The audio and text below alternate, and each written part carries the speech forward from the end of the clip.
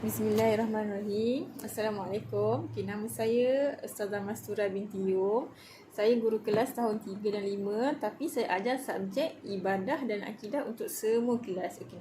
Hari ini tahun 1, subjek pertama adalah subjek ibadah. Ini adalah buku teks ibadah tahun 1. Okey. Untuk tajuk yang pertama, hari ini kita akan belajar tentang konsep kehambaan dalam Islam.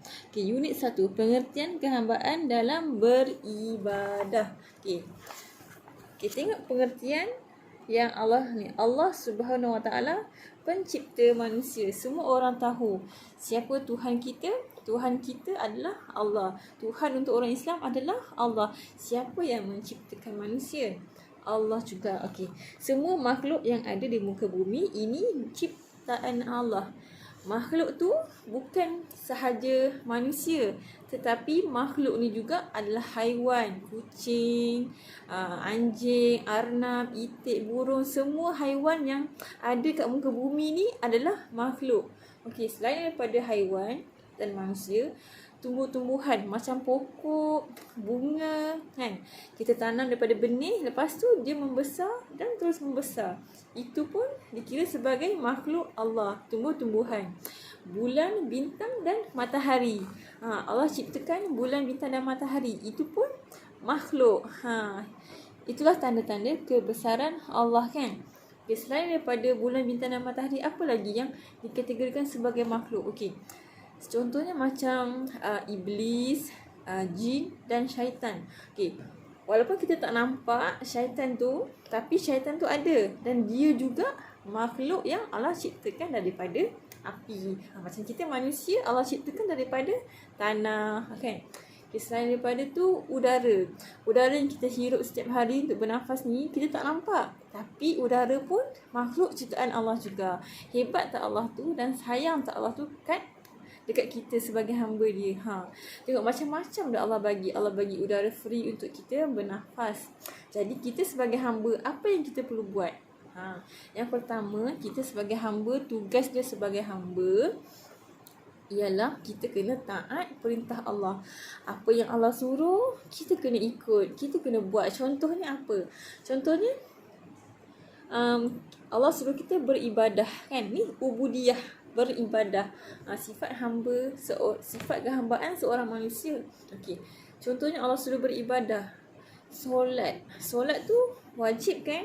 Jadi semua orang yang beragama Islam wajib mendirikan solat. Kalau kita tak solat, apa akan jadi? Kita akan dapat dosa sebab kita kita tak buat pun suruhan dia. Apa yang Allah suruh, kita sebagai hamba, apa yang Allah suruh kita kena buat. Apa yang Allah larang, kita janganlah buat. Contohnya macam apa yang Allah larang? Kita melawan cakap mak ayah, kita mencuri, kita buat jahat dengan kawan-kawan. Itu benda yang Allah larang, kita tak boleh buat. Okey. Jelas tak kat situ? Okey, seterusnya, kita sambung lagi.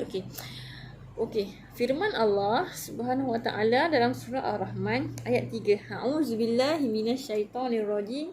Bismillahirrahmanirrahim. Khalaqal insan. Yang bermaksud Allah Subhanahu Wa Taala telah menjadikan manusia. Ini bukannya rekaan semata-mata, tapi dalam Al-Quran pun Allah dah sebut dalam surah Ar-Rahman ayat yang ketiga. Nanti murid-murid boleh buka Al-Quran surah Ar-Rahman terjemahan ayat yang ketiga. Allah dah bagi tahu dah.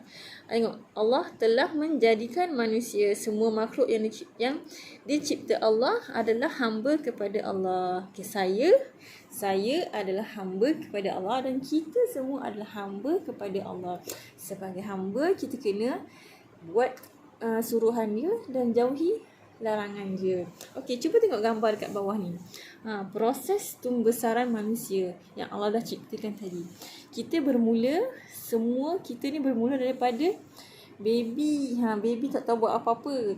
Jadi perlu tak baby bersolat? Tak perlu sebab dia masih belum dikurniakan akal fikiran lagi. Okay, lepas jadi baby, jadi kanak-kanak pula. Lepas jadi kanak-kanak, dia besar sikit.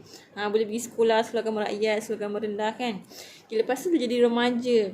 Jadi remaja, jadi dewasa, kemudian jadi tua. Selepas tua, kita akan mati kembali ke alam barzah. Itulah proses ciptaan manusia. Okey, seterusnya kita tengok muka surat yang sebelah.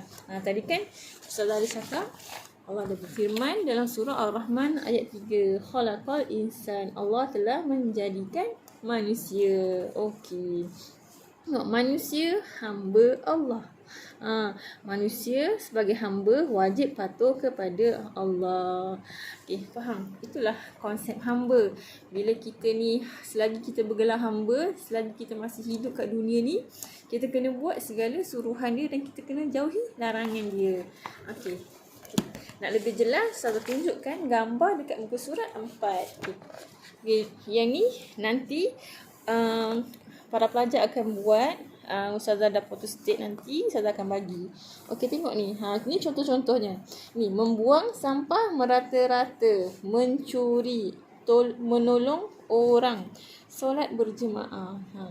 So, boleh tak kita bezakan mana yang Allah larang, mana yang Allah suruh? Okey. Setakat itu saja untuk tajuk ibadah proses